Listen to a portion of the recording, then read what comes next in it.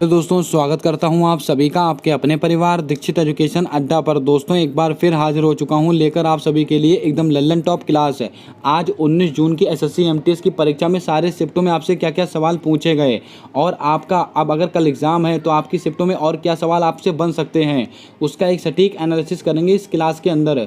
पूरी क्लास को बहुत ध्यानपूर्वक देखिएगा, मैं सवाल और उसके आंसर और दोस्तों उसकी व्याख्या आपको बताने वाला हूँ। आपकी आने वाली परीक्षा के लिए मोस्ट इंपॉर्टेंट क्लास साबित होगी। आइए शुरू करते हैं आज की क्लास, देखते हैं अपने सारे सवाल।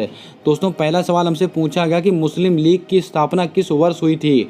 1906 में, 1907 में, 1909 में, 1916 में।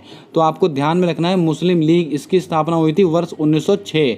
आपका ऑप्शन नंबर ए बिल्कुल सही जवाब हो जाएगा, इसको आप ध्यान में रखें। अब दोस्तों ऑप्शंस को लेकर थोड़ी सी बातें कर लेते हैं। 1907 में क्या हुआ था? सूरत अधिवेशन। क्या हुआ था? सूरत अधिवेशन। ये कब हुआ था? 1907 में हुआ था। इसको आप नोट कर लें, सवाल अच्छा है। और दोस्तों आपकी जानकारी के लिए बता दें, सूरत अधिवेशन के दौरान जो नरम दल थे, नरम दल और गरम दल, ये दोस्तों आपस में अलग हो गए थे। इसको आप नोट करके रखें, अच्छा सवाल है। 1916 में दोस्तों होता है लखनऊ अधिवेशन। कौन सा? 1916 में होता है लखनऊ अधिवेशन।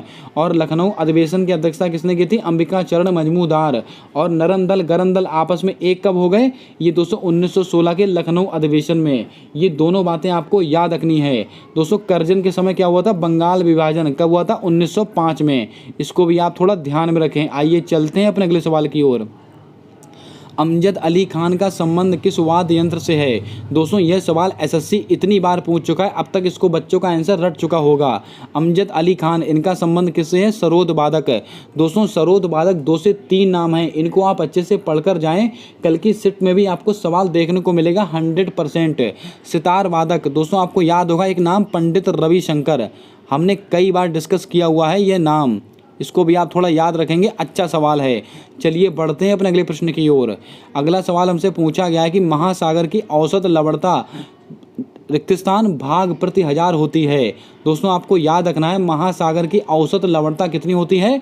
35 भाग प्रति ग्राम होती है। आपका ऑप्शन नंबर सी बिल्कुल सही जवाब होगा, इसको आप ध्यान में रखें। आइए चलते हैं, यानी कि दोस्तों आपका 1000 का 35वां भाग, इसको आप नोट कर लें, अच्छा सवाल है। चलिए चलते हैं अपने अगले सवाल की ओर। कालबेलिया नृत्य का संबंध किस राज्य से है? ये सवाल पूछा गया है। मुझे नहीं लगता इसका आंसर किसी भी बच्चे ने गलत किया होगा। कालबेलिया हो गया, और दोस्तों ये गुलाबो सपेरा नृत्य हो गया, गणगौर नृत्य हो गया, इन सबका संबंध कहाँ से है? राजस्थान। तो आपका और ऑप्शन नंबर ए बिल्कुल सही जवाब होगा। और दोस्तों राजस्थान से एक और महत्वपूर्ण है गरवी। गरवी लोक नृत्य का संबंध कहाँ से है? राजस्थान से। इसको आप नोट कर लें। बात करते हैं असम। असम में मनाते हैं अम्बुबाची का मेला। अम्बुबाची का मेला। अम्बुबाची का मेला दोस्तों इसका आयोजन कहाँ पर होता है? असम में। और कौन से मंदिर में? कामाख्या माता मंदिर। कामाख्या माता मंदिर, इसको आप नोट कर लें। आपसे सवाल पूछा जा सकता है कि कामाख्या माता मंदिर कहाँ पर स्थित है? दोस्तों केरल में मनाया था मकर विलक्कू त्यौहार। मकर विलक्कू त्यौहार कहाँ पर मनाते हैं? केरल में। और दोस्तों कौन सा मंदिर है? सबरीमाला मंदिर। कौन सा? सबरीमाला मंदिर। ये सब फैक्ट आपको नोट करने हैं। आइए चलते हैं अपने अगले सवाल की ओर। अगला सवाल हमसे पूछ लिया गया कि निम्नलिखित में से किस मंदिर को ब्लैक पैगोडा कहा जाता है? तो आप सबको पता है ब्लैक पैगोडा किसको कहते हैं? कोणार्क के सूर्य मंदिर को। आपका ऑप्शन नंबर सी बिल्कुल सही जवाब होगा। और दोस्तों ऐरावतेश्वर मंदिर आपको याद आ रहा होगा, कौन से वंश के शासक ने बनवाया था? चोल वंश के। कौन से? चोल वंश के शासक ने बनवाया था ऐरावतेश्वर मंदिर। और ये सवाल आपके एमटीएस में पूछा भी गया है। कामाख्या माता मंदिर कहाँ पर स्थित है? असम में स्थित है। कमेंट कर कर बताएं दोस्तों बृहदेश्वर मंदिर ये दोस्तों किस शासक ने बनवाए थे? इसका जवाब आपको कमेंट कर कर ही बताना है। चलिए चलते हैं अपने अगले सवाल की ओर। अगला सवाल हमसे पूछा गया कि क्रिकेट की शुरुआत किस देश से हुई थी? बहुत ही बच्चों वाला सवाल पूछा गया। आप सब जानते हैं क्रिकेट का शुरुआत किस देश से हुआ था? ये इंग्लैंड से हुआ था। आपका ऑप्शन नंबर सी बिल्कुल राइट जवाब होगा, इसको आप नोट करें।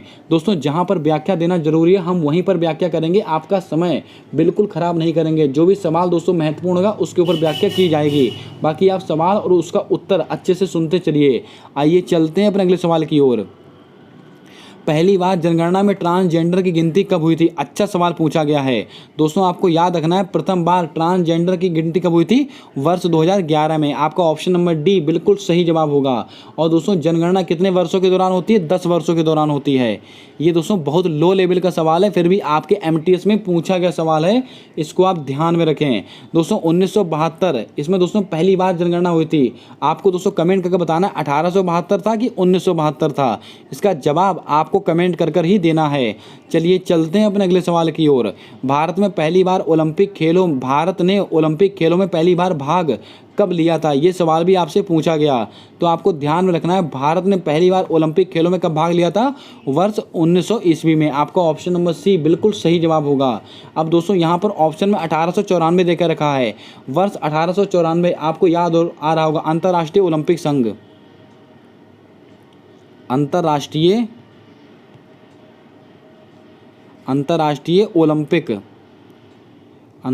ओलंपिक संघ, इसकी स्थापना दोस्तों कब हुई थी? 23 जून 1894।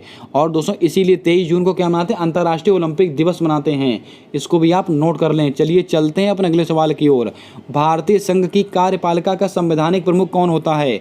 दोस्तों हमने डिस्कस किया हुआ था भाग 5 में संघ की दोस्तों बात की गई, यानी कि सबसे बड़ा भाग है। इसमें राष्ट्रपति, उपराष्ट्रपति सब कुछ आते हैं। लेकिन दोस्तों भारतीय संघ की कार्यपालिका, इसका संवैधानिक प्रमुख कौन होता है? तो दोस्तों इसका आंसर हो जाएगा राष्ट्रपति। आपका सही जवाब होगा, इसको आप नोट करके रखें।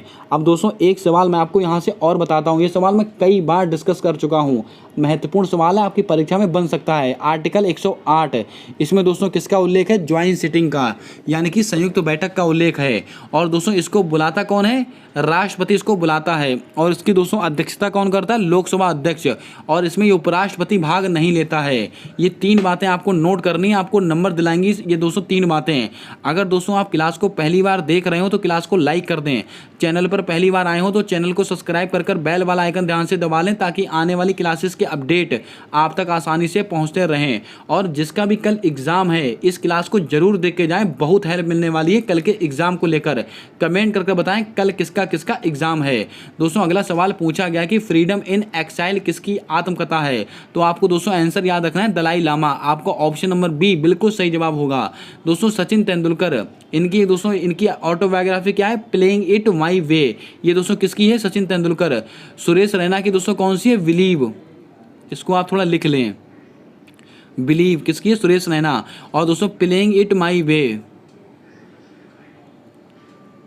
प्लेइंग इट माई वे, ये किसकी ऑटोबायोग्राफी है? तो आपको याद होगा सचिन तेंदुलकर की। अब दोस्तों शशि थरूर की 2 पुस्तकें आपको मैंने 2 से बहुत बार बता चुका हूँ। A Ambedkar life and era of darkness, ये दोनों किससे संबंधित है? शशि थरूर। चलिए चलते हैं अपने अगले सवाल की ओर। अगला सवाल दोस्तों हमसे पूछा गया कि पानीपत का दूसरा युद्ध किस वर्ष लड़ा गया था? मुझे नहीं लगता इसका आंसर किसी ने भी गलत किया होगा। दोस्तों पानीपत के युद्ध हम इतनी बार डिस्कस कर चुके हैं, आपको इसका आंसर रट चुका होगा।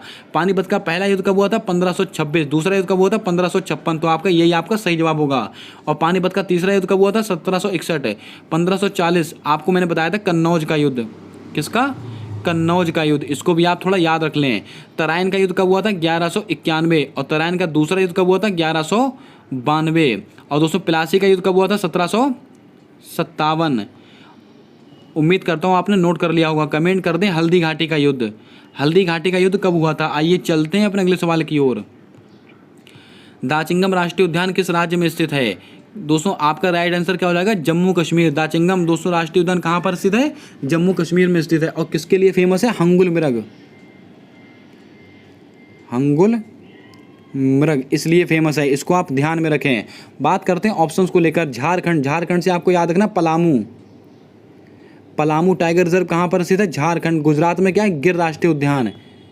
गिर राष्ट्रीय उद्यान कहाँ पर है? गुजरात में। उत्तर प्रदेश में रानी, दोस्तों मोस्ट इंपॉर्टेंट, भारत का 53वां वन्य जीव अभ्यारण्य कौन सा? रानीपुर।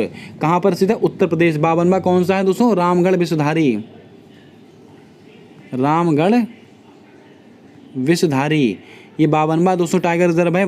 कहाँ पर स्थित है? राजस्थान में बूंदी में स्थित है। इसको भी आप थोड़ा लिख लें, अच्छा सवाल है। कमेंट करके बताएं गुरु घासीदास ये दोस्तों कहाँ पर स्थित है, इसका जवाब आपको कमेंट कर बताना है। आइए चलते हैं अपने अगले सवाल की ओर। सर्वप्रथम गरीबी का निर्धारण किसके द्वारा किया गया था? दोस्तों आपको याद होगा दादा भाई नौरोजी, इनकी दोस्तों अनबिटरस रूल करके, पॉवर्टी अनबिटरस रूल, इनकी एक पुस्तक भी थी। कमेंट करके बताएं उस पुस्तक का सही नाम क्या है। इन्हीं से संबंधित है दोस्तों गरीबी का निर्धारण सर्वप्रथम किसने किया था? दादा भाई नौरोजी। तो आपका ऑप्शन नंबर बी बिल्कुल सही जवाब हो जाएगा, इसको आप ध्यान में रखें। चौधरी चरण सिंह, इनके दोस्तों उपलक्ष्य में क्या मनाते हैं? किसान दिवस। कब मनाते हैं? 23 दिसंबर को। 23 दिसंबर को, इसको भी आप थोड़ा याद रख लें, अच्छा सवाल है। चलिए बढ़ते हैं अपने अगले प्रश्न की ओर। महाधिवक्ता से संबंधित अनुच्छेद कौन सा है? दोस्तों जब जब मैंने आपको महान्यायवादी बताया होगा तब तब मैंने आपको महाधिवक्ता भी नोट कराया। दोस्तों भारत का महान्यायवादी ये दोस्तों किसके प्रसाद पर्यंत कार्य करता है? ये दोस्तों राष्ट्रपति के प्रसाद पर्यंत कार्य करता है। और कौन से आर्टिकल में है? Article number 76। ये दोस्तों महान्यायवादी है, यानी कि अटॉर्नी जनरल। वर्तमान में कौन है? आर वेंकट रमणी। कौन है? आर वेंकट रमणी, ये वर्तमान समय हमारे अटॉर्नी जनरल साहब हैं।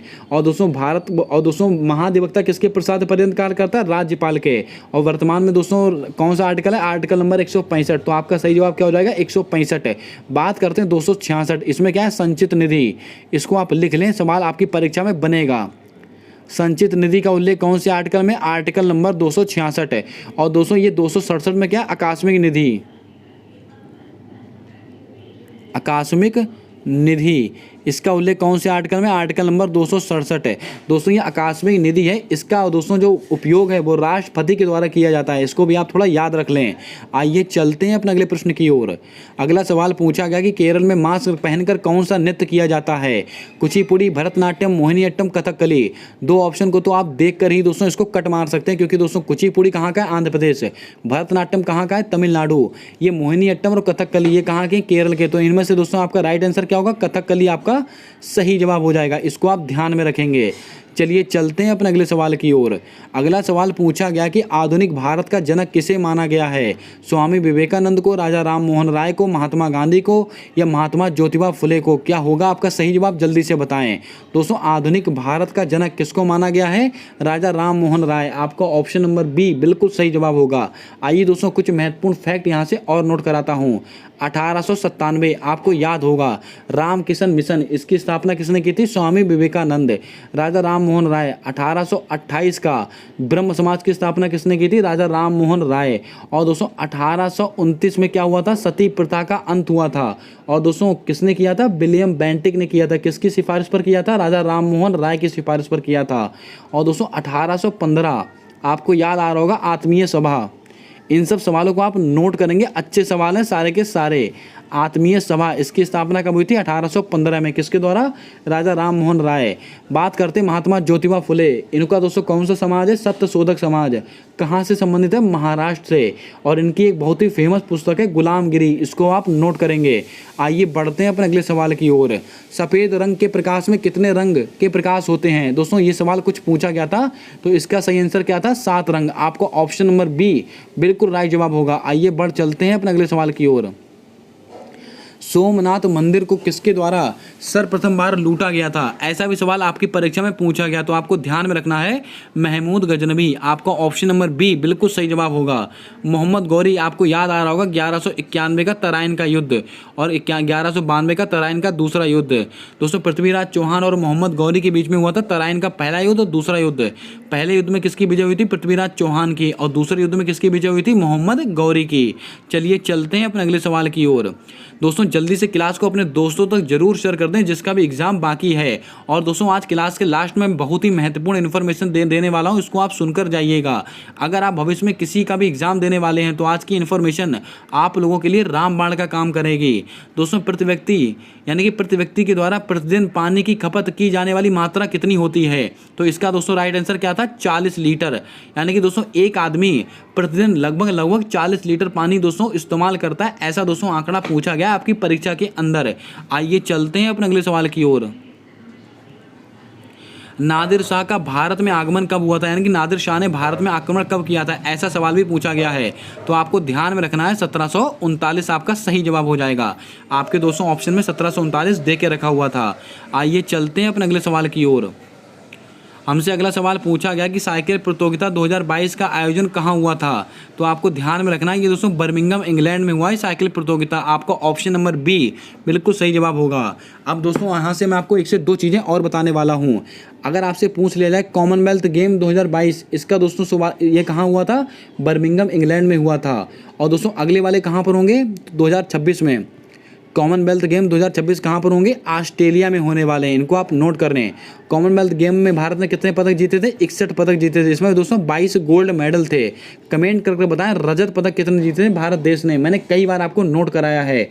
और दोस्तों बर्मिंघम कॉमनवेल्थ गेम में भारत का कौन सा स्थान था, सभी देशों में चौथा स्थान था। इसको भी आप थोड़ा याद रख लें। दोस्तों पेरिस फ्रांस आपको याद होगा। अगर आपसे पूछ लिया 33वें ओलंपिक यानी कि 33वें ग्रीष्मकालीन ओलंपिक इनका आयोजन कहाँ पर होगा, पेरिस में होगा। 32वें कहाँ हुए थे, टोक्यो जापान में हुए थे। आइए चलते हैं अपने अगले सवाल की ओर। अलकनंदा और धौलीगंगा नदी का संगम कहलाता है कर्णप्रयाग, रुद्रप्रयाग, विष्णुप्रयाग, देवप्रयाग। ये सवाल आपकी परीक्षा में 2 बार पूछा गया है अब तक। अच्छे सवाल है। यहाँ से मैं आपको 2 से 3 सवाल बताऊंगा मोस्ट इंपॉर्टेंट। दोस्तों अलकनंदा और धौलीगंगा नदी का संगम क्या कहलाता है, तो आपको ध्यान में रखना है विष्णुप्रयाग आपका सही आंसर होगा। अगर आपसे पूछ लिया जाए दोस्तों रुद्रप्रयाग, इसमें दोस्तों कौन कौन संगम मिलती हैं, अलकनंदा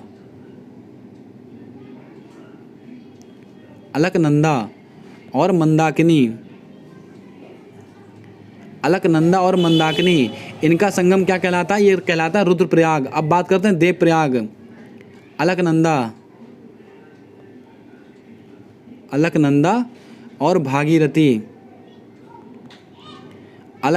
भागीरथी, इन दोनों का संगम क्या कहलाता है, देवप्रयाग। इन तीनों नामों को आपको नोट करना है। बहुत ही अच्छे सवाल हैं, परीक्षाओं में रिपीटेड सवाल बनते हैं यहाँ से। आइए चलते हैं अपने अगले सवाल की ओर। बांझपन किस विटामिन की कमी के कारण होता है, तो आपको ध्यान में रखना है विटामिन ई की कमी के कारण होता है बांझपन। आपका ऑप्शन नंबर आपका ऑप्शन नंबर डी बिल्कुल सही जवाब होगा। अब दोस्तों बात कर लेते हैं विटामिन को लेकर। विटामिन के, इसका दोस्तों रासायनिक नाम क्या है, जल्दी से कमेंट में छाप दें, बहुत ही महत्वपूर्ण सवाल है। विटामिन डी दोस्तों इसकी कमी से क्या होता है, रिकेट्स रोग होता है। विटामिन B12 इसमें दोस्तों कौन सी धातु पाई जाती, कोबाल्ट धातु पाई जाती विटामिन B12 में। और इसका रासायनिक नाम क्या है, साइनोकोबोलिन।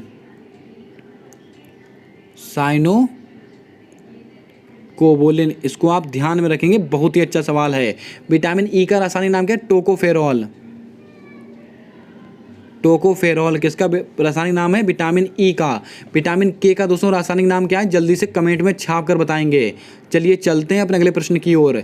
निम्नलिखित में से कौन सी गैस नोबल गैस नहीं है। दोस्तों यहाँ से शुरू हो जाते हैं हमारे सुबह वाली शिफ्ट के क्वेश्चंस।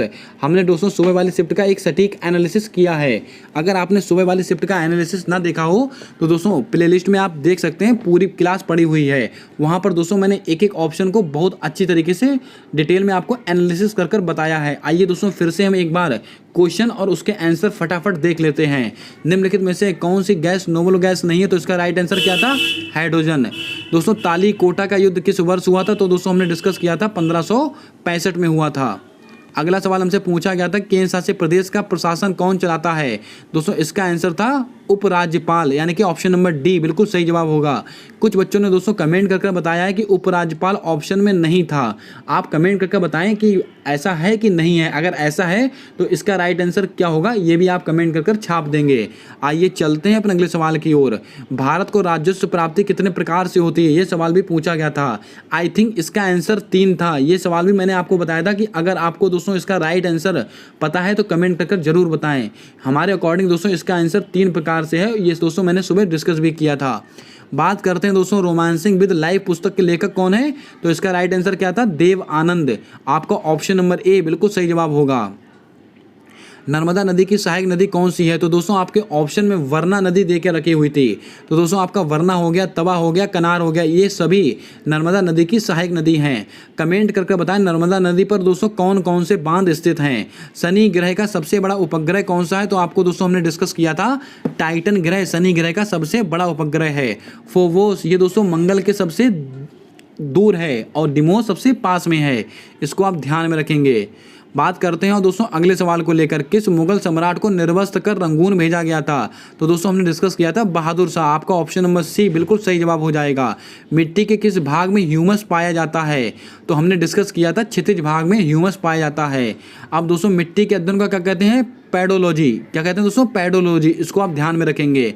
किस घटना के कारण असहयोग आंदोलन बंद हुआ था? तो हमने डिस्कस किया था चौरी चौरा घटना, फरवरी 1922 में हुई थी, गोरखपुर उत्तर प्रदेश में। अब दोस्तों याद कीजिएगा, हमने रोलैक्ट एक्ट कब का है? 1919 से। जलियांवाला बाग हत्याकांड कब का है? 13 अप्रैल 1919 से। और मॉन्टेग्यू चैम्प्सफोर्ड अधिनियम कब का है? 1919। यानी कि 3 चीजें आपको 1919 से याद रखनी है। बेलगांव अधिवेशन कब का है? 1924 का है। अध्यक्षता किसने की थी? महात्मा गांधी जी ने। 2011 की जनगणना में लिंगानुपात कितना था? तो हमने डिस्कस किया था 943, यानी कि ऑप्शन नंबर सी बिल्कुल सही जवाब हो जाएगा। केंद्र शासित प्रदेशों का संबंध कौन से भाग से है? तो दोस्तों हमने डिस्कस किया था भाग नंबर 8 से है। बात करते हैं दोस्तों अगले सवाल को लेकर, फीफा विश्व कप का संबंध किस खेल से है? तो हमने डिस्कस किया था फुटबॉल से संबंधित है फीफा। गोल्फ से संबंधित दोस्तों कौन सा था? तो मैंने आपको बताया था राइडर कप। और शतरंज से खेतान और नायडू कप। इन दोनों को आप याद रख लें। 3 तलाक में कितने वर्षों की सजा का प्रावधान है? तो हमने डिस्कस किया था दोस्तों कितने वर्ष की है? 3 वर्ष की। दोस्तों उकेमी का संबंध किस खेल से है? ऐसा सवाल भी पूछा गया था। तो दोस्तों इसका आंसर क्या था? जूडो। ऑप्शन नंबर सी बिल्कुल सही जवाब हो जाएगा। निम्नलिखित में से उड़ीसा से संबंधित लोक नृत्य कौन सा है? तो दोस्तों आपको याद रखना है छऊ जो है उड़ीसा नृत्य से संबंधित है, यानी कि उड़ीसा से संबंधित त्योहार है। दोस्तों छऊ हो गया, रथ यात्रा हो गया, ये सब कहाँ के हैं? धानु यात्रा। और दोस्तों नुआखाई, ये सब कहाँ के? उड़ीसा के हैं। मनुष्य में कितने जोड़ी गुणसूत्र पाए जाते हैं? तो दोस्तों बहुत ही सिंपल सवाल है, 23 जोड़ी, यानी कि कुल 46 गुणसूत्र पाए जाते हैं। और दोस्तों लिंग निर्धारण किसके कारण होता है? वाई क्रोमोसोम के कारण है। दोस्तों अगला सवाल हमसे पूछा गया था कि दूसरा अशोक किसे कहा जाता है? तो इसका राइट आंसर था कनिष्क। ये कुछ सवाल थे, यानी कि 41 सवाल थे जो आज की शिफ्टों से दोस्तों हमको मिल पाए। ये कुछ आज के सवाल थे जो मैंने इसका आप सटीक एनालिसिस आपके सामने करा दिया। अब दोस्तों बहुत ही महत्वपूर्ण जानकारी देने वाला हूँ, इसको आप बहुत ध्यानपूर्वक सुनने वाले हैं। अगर आपको इसका PDF चाहिए तो आप हमारे टेलीग्राम चैनल को ज्वाइन कर सकते हैं। उसका लिंक मैंने कम्युनिटी टैब में पोस्ट करके रखा हुआ है, वहाँ से उसको ज्वाइन कर लीजिएगा। इसका दोस्तों PDF और विद आंसर की मैं डेली अपलोड कर देता हूं। MTS में अब तक जितने एग्जाम हुए सारी PDF आपको वहां पर आसानी से मिल जाएंगी। और दोस्तों सबसे बड़ी जानकारी यह है, SSC MTS का एग्जाम कल समाप्त हो जाएगा, यानी कि 20 जून को SSC MTS का एग्जाम समाप्त हो जाएगा। उसके बाद दोस्तों आगामी परीक्षाओं के लिए जैसे कि यूपी पुलिस कांस्टेबल, आपका SSC CGL, SSC CHSL या बिहार पुलिस कांस्टेबल या दोस्तों CRPF, कोई सा भी एग्जाम आगे आने वाला है, उससे रिलेटेड मैं एक ब्रह्मास्त्र सीरीज चलाने वाला हूं। जैसे सवाल पूछे जाते हैं सेम वैसे ही सवाल लेकर आऊँगा उस ब्रह्मास्त्र सीरीज में। कमेंट करके बताएं क्या ब्रह्मास्त्र सीरीज चलाई जानी चाहिए।